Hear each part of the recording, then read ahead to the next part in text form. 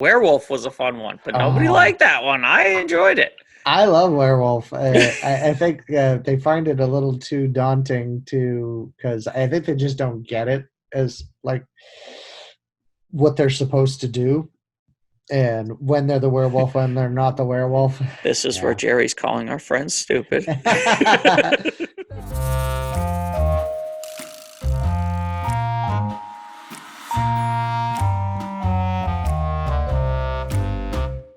Welcome for the sixth, I believe, episode of Tupid Talk, where we will discuss board games, past, present, and what we liked about them, what we may not like, what we generally play, and also what we may have done to old favorites of people's games. And so sit back, relax, enjoy. Hi, too bad.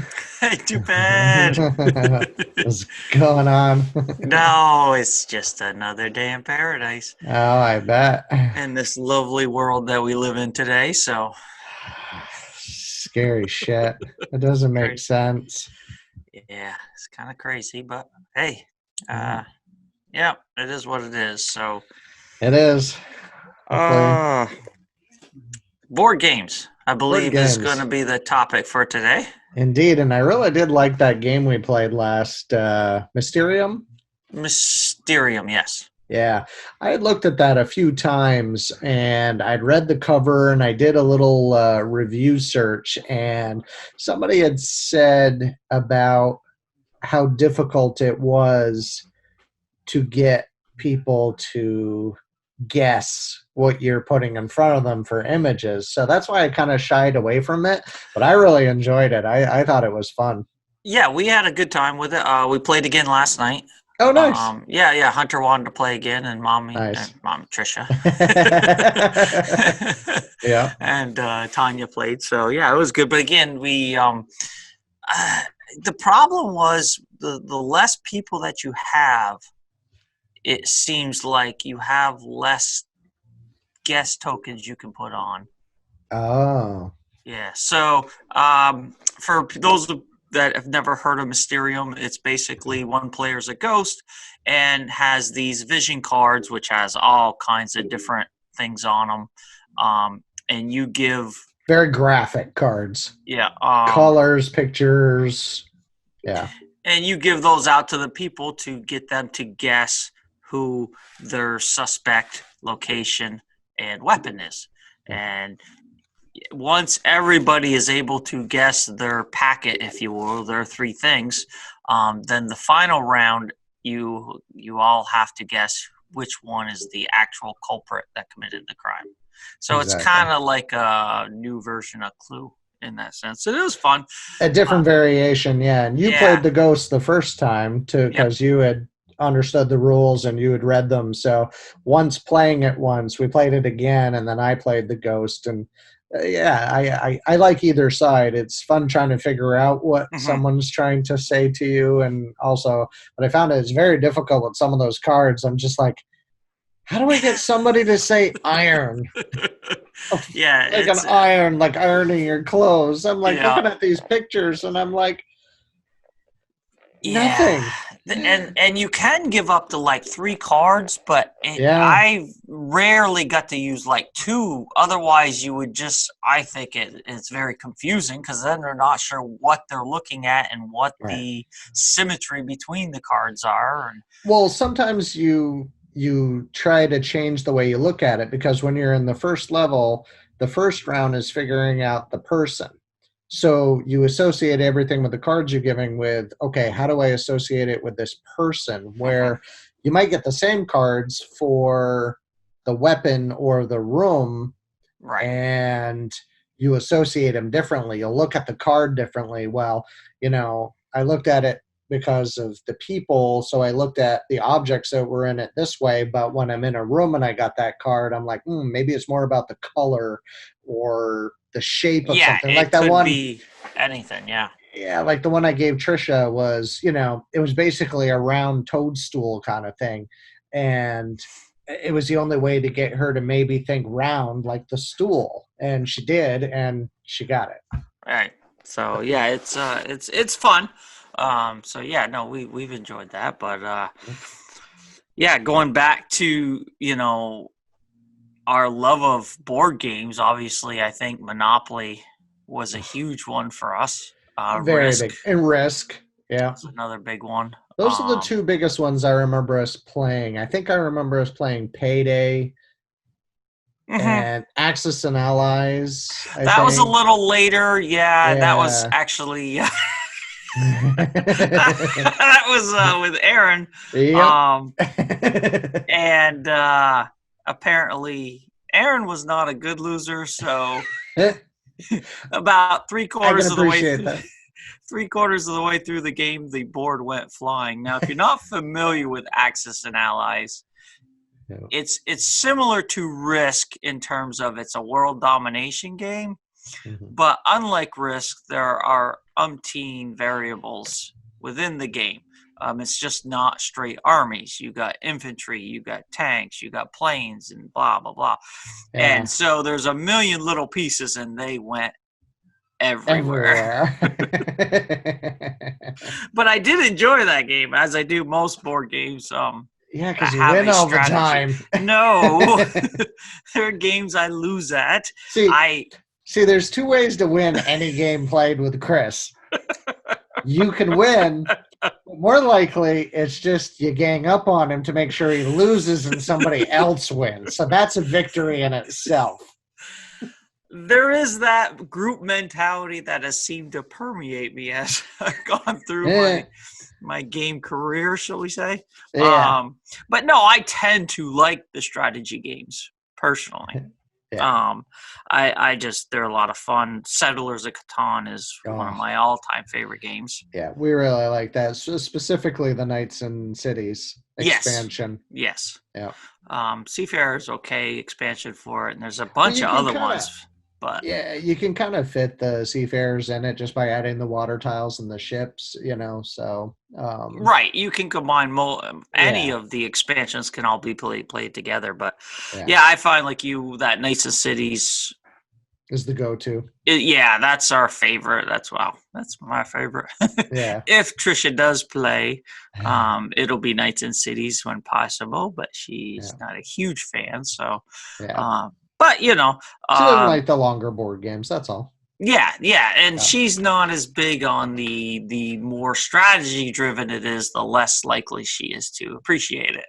Right. See, now Mysterium, the very little strategy. Obviously, you've got to just kind of try and get in sync with who the ghost is and figure Yeah. out what they're trying to tell you. But other than that, there's not really a lot of strategy to it, and she No. enjoys it Yeah. because for the most part, it's cooperative.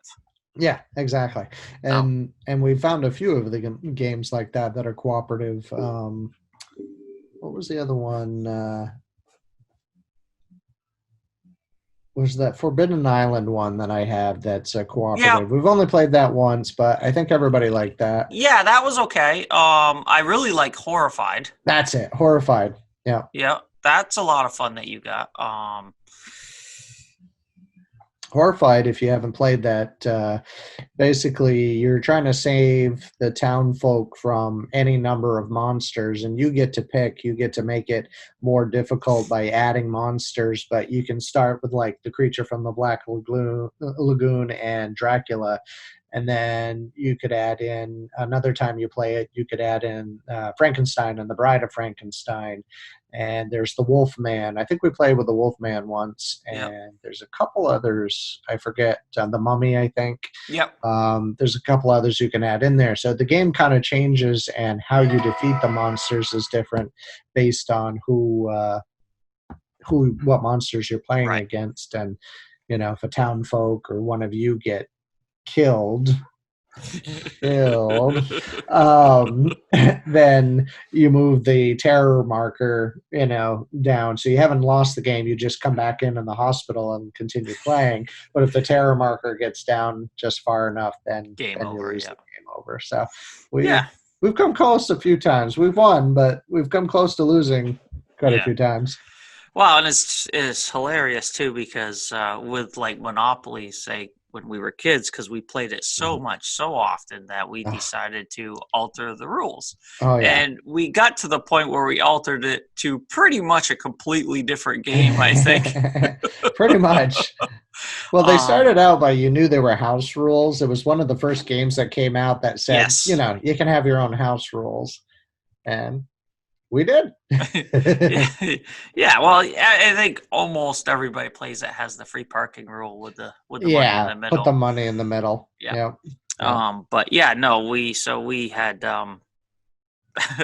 just tailored it to the point where, like I said, it was really unrecognizable as Monopoly, except for the board. If you looked at Yeah. the board, you'd be like, Yeah. okay, that's Monopoly, but it really Yeah. wasn't. It was more we changed how you played it, basically. Yeah. Instead of landing on a property, paying that amount and getting that property, you would pay that amount and then draw from a hat what property Or a you were going bag. to Yep. play, or a hat bag, Yep. what That you would property you get. were going to get. So you could pay for Baltic Price and get Park Place. Possibly. And then you could build on those. I can't remember if you still had to have all three to Yes. build. Originally, Yeah. to build on them, you had all three, but we also had the rule where if you were on your own property and someone Yes. else landed on it, they stole it. So With if or without right, houses and hotels. so if it had Yeah. been built on, you got to keep it and continue Yeah. to escalate it if it could be. Yeah. The other big one we had was the railroads. If you owned a railroad and somebody landed on it, you could send them wherever you wanted to. Exactly. Or in the beginning of the game, you were nice enough and say, "Hey, give me $50 and I'll send you where you want to go." They're like, "I want to go here." Okay. Yeah. When the hotels and properties started getting expensive to land on, they're like, "Yeah, no, I'm going to put you here. Fork it over." But I will say our version of it tended to go a lot quicker. It did. I think it did. Once you had some, even a couple of hotels on the board, it was very quickly.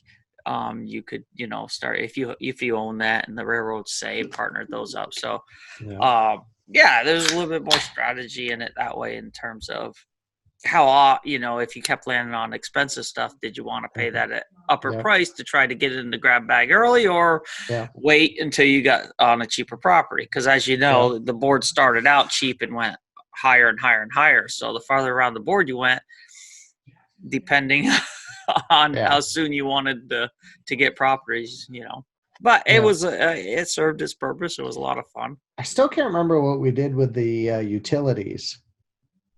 There was something special about the utilities, and I can't remember what it was that we changed. Besides the Yeah. railroads and pulling, if you landed on free parking, sorry, not free parking. If you landed on go to jail, the jail, and somebody was in jail, you You swap could swap. spots. Yep. Yeah. Yep. You had to swap And, spots. And then it was like $300 to get out of jail if you Yep. couldn't roll. Yeah. I in think time. with the utilities, we just jacked them up.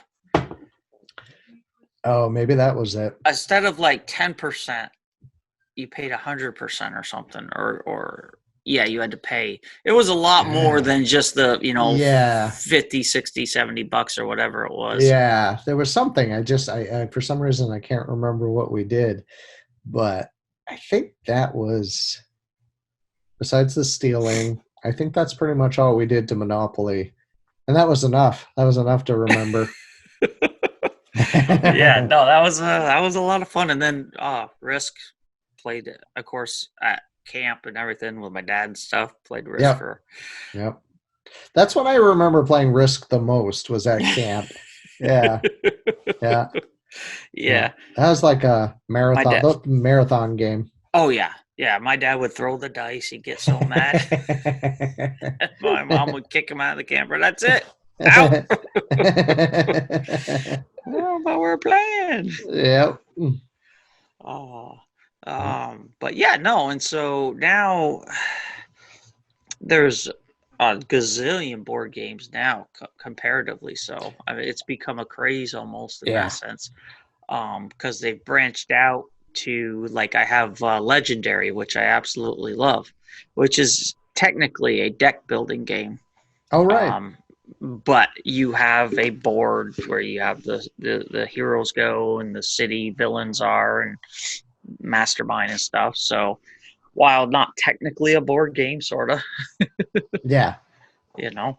Um, but yeah, the other one, a newer one that we had gotten that we love to play is fun. Not technically a board game per se, but Hydra. Oh my God. Yeah, we haven't played that in a while. Yep, which is a lot of fun. And for those that have not played that one, it's a cooperative slash trader type game where you have 1 to 2 traders amongst you working against you secretly. And everybody else is trying to save the city. So the way the game is played, you have these cards and you put them down face down so nobody knows who put what in to either help or hinder the villains.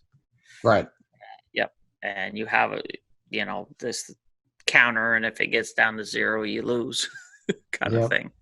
So, but that's a lot of fun because there's the byplay during the game trying to figure out who Hydra is and lots of finger pointing and accusing. Yep. And we've only played it a few times. Well, more than a few. Maybe. Wow, we played it a few times, but it was all in like the same day. Yeah, you guys played a few times, but we played a few different times with Avery and Tanya and stuff too. And it was hilarious because for the longest time, like 6 or 7 games straight, I was never Hydra, and everybody was always voting me as Hydra. Yeah, I'm like, I am not it. Then the first time I got to be Hydra, you were playing, and you ended up being the other Hydra agent. Yes, and we ended up winning. We did. See, sorry, I forgot. That's the third way you can win a game, playing with Chris, is be on his team. Yeah. But yeah, no, so trying to think. Well, speaking of traders, one of our, relatively favorite games is House on Haunted Hill, or I can never remember. Betrayal on the Hill. I keep wanting to say haunted. Betrayal on the Hill. Betrayal at the House on the Hill. It's got a long name. It does. It's Haunted House on the Hill, I think. Betrayal at Haunted House on the Hill. I don't think it's haunted. I always want to say haunted. You don't think so? No, okay. I think it's Betrayal on the House. I could go look after. Yeah. It's right on. Yeah. It's a fun game because you build the board as you're playing with the tiles. You start with the foyer, and then you have an upper level and a lower level, basement level, and then there's an elevator you can get that goes in between them. You build the board as you walk through doors. So you're like, okay, take the next card off the top that matches what the level you're on. And then there's everything from omens, which if you get a certain number of omen cards, you're rolling dice, but the dice aren't they're 6-sided dice, but 3 of the sides are blank. So you have to roll, and it's 1 and 2. I don't think there's a 3 on the die. I think it's just 1s and 2s. Yes. Yeah. So the more omens you have to roll every time you just uncover an omen card, you have to roll higher than the number of omens that are on the board. So if there's 6 omens on the board, you got to roll 6 or higher with 6 dice that 8 dice? Yeah. 8 dice that only have 1s and 2s on them and a lot of blanks. So it's not that easy. Yeah, no, but that's a unique game in the sense it's similar to Catan in terms of the board being different every time you play, which I love. I love the fact that the board changes. So as you're building the house, and as Jerry stated, the omens come up. There's also items that come up and different things that you gather along the way. At the point that you cannot, so once there's enough omens and somebody fails an omen roll, depending on what omen it was and what room they're in, there's a little booklet that you go through and a chart, and then it tells you, okay, here's the setup. This is the second half of the game. And that's where the real game begins. Yeah. Because that's when you find out who's the traitor and sort of what you have to do. And then the traitor figures out what they're supposed to have to do. Right. And the rest of the people in the house, for the most part, are usually just trying to escape with their lives, which is fun. Yeah. Betrayal. It is Betrayal at House on the Hill. Oh, okay. Yeah. I was just looking it up, but just in case anybody hasn't played it and is interested, it's a very fun game. And like I Chris was love just that. saying, you don't know who the betrayer is until you fail the omens, and then you look up in the chart. Okay, this it was in this room with this object. Then the betrayer is X, and Yeah. then yeah, and then And that it's pretty cool in the sense too. It's not always the person that fails the role. There's no, different criteria, so sometimes it'll be yeah, like, oh, the person with the most strength, yeah, or the person with the most wisdom yeah, is blah blah blah. So yeah, there's no way of knowing. I think a lot of people enjoy it, like in our group, but there's a few that don't, like Kathy and Trisha, yeah. who don't enjoy it in the sense that they don't want to be the traitor. They don't want to be Exactly. alone. Because they're by They themselves and they have to Yes, figure out how to do the rest of the game by yeah, themselves. Yeah. and I love, Oh, absolutely yeah. love being the betrayer. I'm well aware. It's just it's a lot of fun either way. Sometimes though, in sometimes the game can be not as much fun, in the sense that if somebody has a really bad roll early Yeah. and the betrayer takes over too soon, there Yeah. isn't enough time for people to get their stats To up and to build get up. weapons. Yeah. Yeah. And so it Yeah. can make it difficult. Now, some betrayals don't matter, like Yeah. stat wise, it's just a Yeah. matter of getting out. Yeah. Whereas other ones really, because there may be a lot of monsters added or Mhm. whatever, depending on what the betrayer's doing. Yeah. So that I've had one or two games like that where it happens too quickly and people don't have enough time to get things to prepare themselves for the battle. Exactly. But still, I love it. I definitely enjoy it. So that's another great one. Well, they have an expansion for it too, so you get the even more, Yeah, betrayal. Widow's Peak, I believe it was Yeah, called. and it Yeah, has an extra level. So instead of just the 3 levels, now you have a fourth level you can yep, climb up to. Yeah, yeah, the attic. yeah, the attic. Yeah, yeah.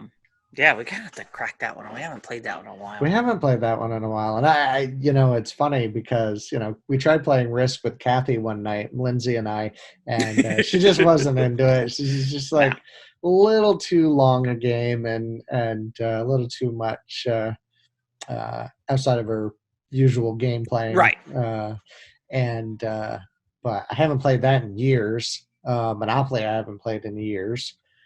I have played Monopoly fairly recently because Hunter loves it. Yeah. And so we have played the like the Nightmare Before Christmas version. We play the credit card version. Credit card version. Yeah, so there's no bank. It's like this little thing in your card. It stores what you get and don't get. And so you got this. The banker really just controls the unit that either adds or takes money away from your card. I've heard of it. I've never played it. Oh, we bought that years ago for Hunter, and she's still every now and then, come on, Dad, let's play.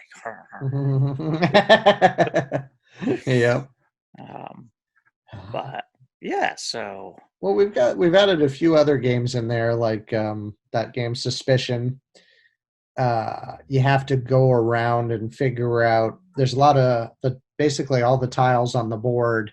You use all 10. You use all 10 pieces, regardless of how many people are playing, and you got to figure out when they're in a room and you're like, I'm gonna take a diamond. Then you got to go through and figure out every person that's on a diamond. You basically have to figure out who each piece is and which piece, so when I say I'm taking a diamond, you go around and you figure out everybody that's in a room with a diamond. So it's one of those people. Mm-hmm. And you played it with us. Yeah. Yeah, we played it a couple times. Yeah, it's kind of how can I phrase that? It's like a basically you just gosh, I can't even think of it now. But like Clue, you eliminate Yeah, You- you're trying to eliminate Yeah, so it's like odds who. based in that Yeah, sense. So the more people you can eliminate on a turn, the better you're gonna do versus just eliminating one each time. yeah, If you can eliminate 2 or 3 or 4 on a single turn, it gives you a much right. higher rate of success, obviously, Yeah, for the game. So it's yeah, that one, yeah, that one's similar strategy driven in that respect. yeah. And the cooperative side of games, the Aberdeen Affair, which I think I found that at like a TJ Maxx. It's a pretty cool game because everybody plays at the same time. You're part of the, I'm going to call them wait staff because I can't think of Oh servants, yes, the where one you I got to pegged you go. on It was the the first first time time. we played. You were not very subtle. Well, I didn't know how obvious it was going to be that, the point wise, I didn't know that it was going to jump that high because it was the very first time we were playing. I didn't know that that would make it obvious. Yeah, so in the game, the point is to do these different missions or orders, whatever you want to Yeah, call it. you're fulfilling orders for the There you go. patrons at a party. Yeah, Get them a drink, find their coat, find their this, find their right. that. And you And pick up cards and you're trying to fulfill these orders. right, you got a certain amount of steps each time. So the process goes for, I forget, I think it may be a time limit. And Hmm. so every time you fulfill somebody's order, you get that card and it has a dollar amount on it. Yeah. And so when that first round was over, now the Well, bad guy. so yeah, there's always there's it's kind of like Bang in the sense where you all have a character and a role. Everybody else's character doesn't matter except for the, I don't know if they're called the traitor or whatever, but their objective is to poison the dignitaries that are at the Right. thing. He's an So assassin. when you're going to different rooms, you're picking up cards, you might get a poison, you put that in your hand, and then you got to get it to the room where the person is and then play that card without anybody knowing because everybody's playing at the same time. They're Right. just like, okay, I fulfilled this here, this goes here. Right. The way you can catch them is there are cards where you can look at somebody's hand. And if Yeah. you look at their hand and you're, why you got the poison in your hand? Right. Nobody ever did that. Yeah. Nobody ever used that card. So it was hilarious. So after that first round, and I forget the exact totals, but Yeah. Well, I you read poisoned off everybody. Well, I got yeah, them all. which detracts, but also the people for each quest you do, you put down how much you got for each one of them. So everybody was like 300-400. I think I had like 500 or 600. I had a lot because again I strategized, well, I'm just going to take a bunch of cards right off the bat and then go and do all of them instead of doing one going back each time, which people picked on really quickly, picked up on and started doing. I'm like, well, damn, there goes my my little extra. But so we're reading off the numbers and everybody, and then Jerry reads his off and he's got like 50. And I'm like, huh, obviously you weren't doing any missions or orders. So I'm like, pretty obvious you are the bad guy. But you have to get, the thing I didn't like is you have to unanimously get everybody to vote that. All right. And Kathy refused to vote you as the, and I'm like, it's a game, Kathy. And so you ended up winning strictly because I couldn't get her to vote you. I got everybody else, and of course you were the assassin. Yep. But I was like, you didn't realize. Yeah. Reading the numbers off, I go, you weren't doing a whole lot of what you were supposed to. What were you doing? Yeah, well, because it's so hard because you only get so many steps. And I forget how many of the steps. Yeah, I don't remember the details, but it's very limited, which is why and you have to find the thing. So it's not like obvious that, so-and-so's unless coat's in that room. Right. You got to go around and check each stack. And you get to pick the whole stack up and look at it. Yeah. And pick a card, but if it's what you're looking for is there, you got to put it down and meander over to the next room and stack and look there. Still not what you need. So, which in is my why, defense, it's not always easy because, yeah, I found the poisons, but I didn't always find the orders to fulfill. So it was taking too long. Right. Well, which is why I loaded up on orders, because I just stay there because it costs you X amount to draw a card. So I would Yeah. spend like my first turn or two just Yeah. drawing cards, and Yeah. then I was much more likely to find something I needed within 1 or 2 rooms versus Exactly. picking up one order, which is what most people did our very first game. Yeah. But I did notice it was amazing how on the second round, Jerry's numbers creeped to a much more respectable level. Yeah. Like, all right, you got to do more orders and less poisoning. Well, that was just it. You went hog wild and poisoned everybody, which did detract from our score at the end of the game because you added all up. Yeah. But it also made it obvious, which you should have been caught and were caught. But Kathy, I'm talking to you. When I tell you to vote Jerry, vote Jerry. No. She played well, I thought, Just... But yeah, no, that was a lot of fun though. It's a good game. Yeah, we only played that a couple times or once. Yeah. Yeah, well, I feel like we just don't, obviously in current climate, but No. have time to get together for the games, and a lot of times the groups are too big for those types of games. Yeah, too big for regular board games. So our typical group size was 8 to 11 people, so we'd have to play more like Gestures or Cards Against Humanity. Yeah, and another Family Feud was actually a lot of fun. I did like that. That's a lot of fun. With when you have 8, 9, 10 people, it's a game where everybody kind of participates. Yeah. So yeah, we a lot of the games we started getting into were for the larger number of people, just because that's typically what we had. And there's a few in the group that don't care for the regular type board game. So right, it does. It's more we like especially with that bigger group, we like the ones that are more interactive. Yeah. Werewolf was a fun one, but nobody liked that one. I enjoyed it. I love Werewolf. I think they find it a little too daunting because I think they just don't get it as like what they're supposed to do, and when they're the werewolf, when they're not the werewolf. This is where Jerry's calling our friends stupid. No, there's certain games because there's not a board. So there's. Some people have a hard time when there's not a board that's associated with the game. Sure, let's go with that. Well, I'm not. Some of our friends are stupid, but they keep coming back. Yeah. Well, I think they'd put you first on that list. Yeah, you've been coming I'm back horrible. the longest. Oh yeah, and I'm horrible at some games. Those quick answer games. Yeah. I am the worst. I'm stupid when it comes to that because I cannot. I freeze. Rapid fire. No, you're good at it. I can't. I'm like, tip of the tongue. And the second your turn's over, you could rattle 6 of them off. Exactly. I'm the worst at those kind of games. That's nobody wants to be on my team for those.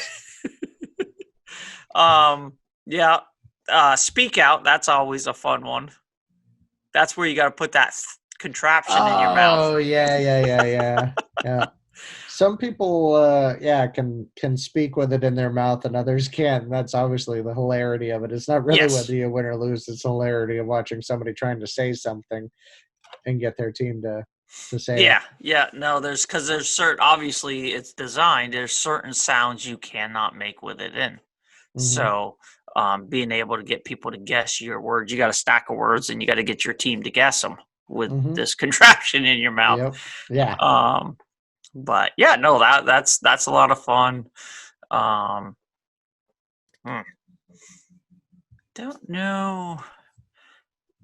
I got a great. You've not played it yet, and I I got to get you over sometime for an afternoon because it's definitely not a Trisha or a Kathy game. Mansions. No, Rebellion. Have I not played that one? I don't think you've played it yet, and I've only played it a few times because it's hard to get people that will. Because it's a very in-depth Star Wars game. So you got a Rebel and the Empire, and it's actually a really intelligent way of doing it. So because it's like based on like we're on the first Star Wars movie or the second one, sorry, where they got secret base and nobody knows where it is except for the rebels and the Empire is trying to find it. Well, in Rebellion, you're actually building your fleets by taking over planets and using their resources to build. And it takes you turns, and they go down the meter, and you build, like the Empire, who I like to play, builds these giant, Star Destroyers and stuff. And when the rebels are building theirs and they put them in their secret base, their secret base card is actually turned down. So nobody knows where it is. So they keep putting the ships and stuff on the secret base. So you know what's on what planet. You just don't know what planet that secret base is until either you find it, which is the point of the game, or the rebels outlast the timer. There's like a slide thing each turn that moves, and that's how it's gauged. But it is a fairly long game, like Risk. But a lot of fun. Definitely haven't played that one. What's the one with where you play with the ships? And X-Wing Fighter. That one's fun. That is a lot of fun, because you have certain trajectories and paths, and you have a defined board space or table space, and then you can't go off it, so you have to. Yeah, and each ship has a little maneuver dial. Yes. So you got to lock in. They call it not targeting computer, but navigation computer. And so you log that in, lock it in, put it down, everybody does it, and then you flip them over. And depending on who's playing whoever has the higher speed goes first.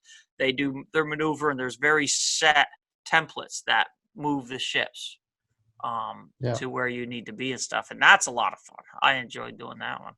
That one's fun, yeah. Yep. Yeah, nobody here likes that. I keep. We played it. We played it at your house, and I was trying to remember because I thought Kathy would enjoy that, but I don't think she ever played with us. No, I don't think she wanted to. No. Trisha, I think, turned her off from it really quickly. Yeah. Trisha doesn't like to play it. Kathy's pretty sure she's not going to want to play it. Yeah. They are in sync like that when it comes to games. They are. They like the same types of games. Yeah, they have certain types they like, whereas me and you, I think, have a much broader liking of different kinds of games. We have more patience for the really long games where they get bored. Yeah, and I get into the strategy. Yeah. Well, Bang, I really like Bang, but that's another one you can play. You can play with a lot of people, but again, it's unfortunately boring until it gets to your turn. So if you're playing with 8 people, whoever's turn it is, and whoever they're attacking or whatever is. You're involved in the game, but otherwise you're not involved in the game. Well, see, that's where I disagree, and that's why I don't think and again, this is the way my brain works. So you don't technically know who anybody in Bang is. So there's except for the sheriff. So there's the sheriff and X amount of deputies. 2 deputies, 3 outlaws. And a renegade. One renegade. There's always only one renegade. There's only one renegade, and there's extra outlaws and extra deputies depending on how many people are playing. But there's one renegade and one sheriff. Yeah. And the only person you know for definite who is the sheriff. And there's different items you get and things that help you shoot farther. So it's like an old Wild West type game. And you typically, until you get a gun, so everybody to your left or your right is considered 1. And then next one's 2 and 3 and 4. So you need a gun that can shoot 1, 2, 3, or 4 to be able to reach farther around the table, or scopes and other various implements. that help you. So anyway, when it's not your turn and you're not being attacked, I'm always watching to see who's attacking who. Right. Because that's how you that's try to part of figure the, it out. Yeah. And They don't necessarily know. They're just testing the waters.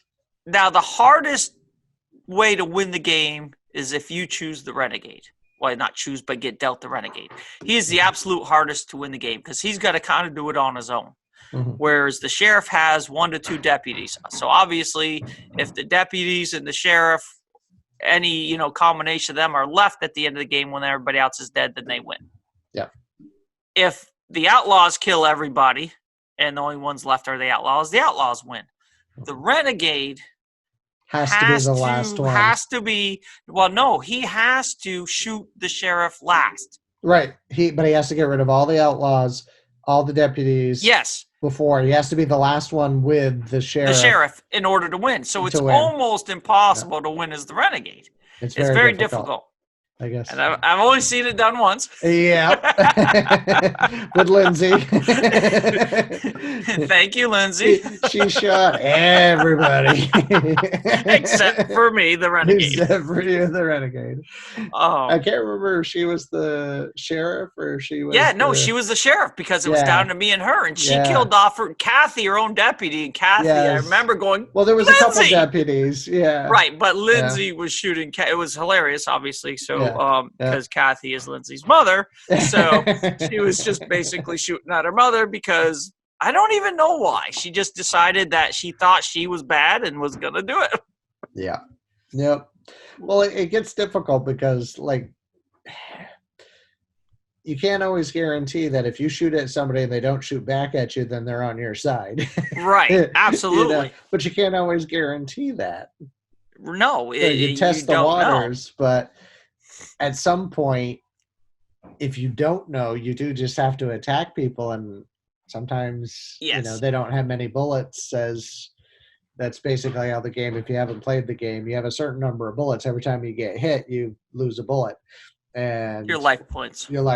Basically. Yeah. So if you don't have many of those to start with, then sometimes you don't last very long. Yeah, because when you start the game, the sheriff, like I said, is the only one who is a known factor. So the sheriff, and I believe the sheriff is the first one to go. So they're just kind of either shooting somebody until they know. Yep.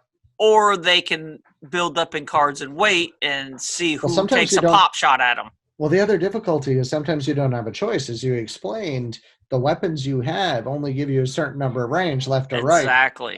Going around. So, which has to be taken into account when you're thinking about who's who. Well, he keeps shooting him. Well, that's all he can reach. Right. So, or she. But exactly. And that's what makes it difficult, because if that's only, then of course you're going to keep attacking them because they're within reach. Yes. But I enjoy that game. I think that one's a lot of fun. Even Louise, I think, plays that one. Yeah, she likes that one. Yeah. Yeah, she likes card games like that. It's basically all it is. Yeah, that one's basically a card game. Yep. But boy, trying to think that. That's the majority of the games we play or have played. We keep trying to introduce new ones, like we introduced Mine All Mines that we had found. Not a very well-known game, but it's different and it's fun. It has a strategy to it where you got to collect gems, and you only have certain cards you can play. You get 7 cards, but you have to take 2 of them out each time. So you don't always know which one you're going to be missing, and then you play them to but I think those are the majority. I mean, I remember as a kid playing, like Stratego, and I remember really liking that game. I haven't played that since I was a kid. I actually introduced that to Hunter. I love Stratego because obviously that's a strategy game. Mm-hmm. Somewhat basic, but still a lot of fun. Hunter didn't think it was as much fun, but probably because you won.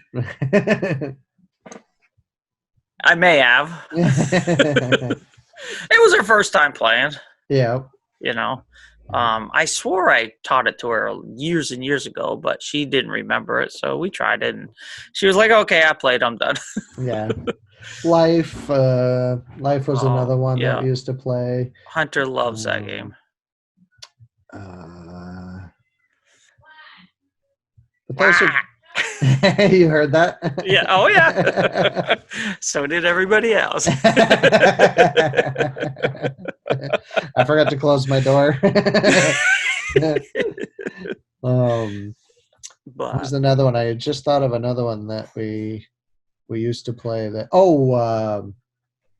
Munchkins. oh yeah, no, I do Yep. enjoy that one. That's a Yep. fun. Yeah, kick down the Uh, door. yeah, Very it's a basic. very basic kind of spoof on D&D. Yeah, Is the and you basically got to climb the levels of the dungeon yeah. to win. To win. Yeah, Yeah, and the cards are fun. yeah, Glass slippers, and or it's got fish tank on his feet, and the buttery sword, and there's yeah. just all kinds of and you got races and what's the other thing? Races and Classes. classes and weapons and armor and potions and Yeah, but they're all uh, really just kind of funny, kooky names and stuff, yeah, and yeah, plays off from, like I said, very much so off from like magical items in D&D and stuff. yeah, So, but yeah, no, that one's a lot of fun too, and that one's a fairly quick game. yeah, yeah. That one doesn't take I very long. like 15, 20 minutes, I think. Yep. Doesn't take very long. Yep. I never did finish playing that ninja game. No. We started to figure that out, and it got a little too windy to play at camp. Yeah, So camp. a little too difficult because there's so many pieces and everything kept blowing away. So we're like, okay, yeah, we can't do this. Yeah. So I'll have to try that again sometime. Yeah. Yep. No, absolutely. Yeah. So I think that kind of covers. The majority of the games we play, yeah, we're always adding to it. Board games, yeah. Yeah. Yeah. We'll have to at some point probably talk. Well, I would say we could talk about some of the games we made up as kids and stuff and played. Oh God, yeah, we could I'm sure we could fill a podcast with that as well. The injury sustained therein of said games. Yeah. Self-inflicted some. Mostly. But, Yeah. All right, Tupid. All right, Tupid. Till next time. You too. Well, thank you for watching this episode of Board Games on Tupid Talk.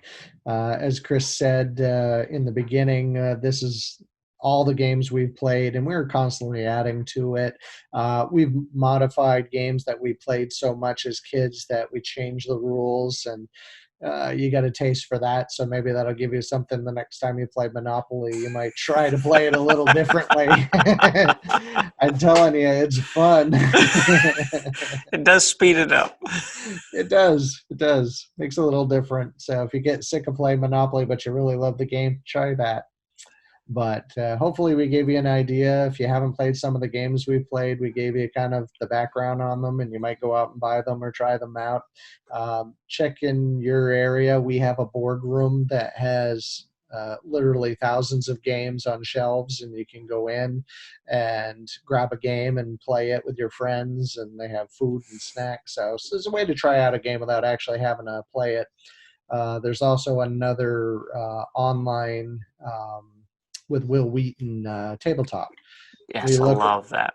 Yeah, we look up a lot of the games that we're interested in and see if he plays them, so you get a little bit of background on how to play them, and does a really good job of explaining it. So definitely check that out if you're. Yeah, there's quite a few people that do that with games. So if you see a game you're interested in, you want to see it played, because it gives you, sometimes just reading a description on a game doesn't give you the full feel of how the game's going to flow and play. Watching these podcasts can definitely help that out. Yeah, definitely. But thanks for your 2 cents on my outro. Just jump You in wanted there me. whenever just jump in whenever you feel like it. I thought that was the idea. Oh, you would. No, but seriously, exactly. If you need research, there's plenty of out there that will help you understand the games we've mentioned and some others. So, hope you enjoyed this episode, and we'll see you at the next one.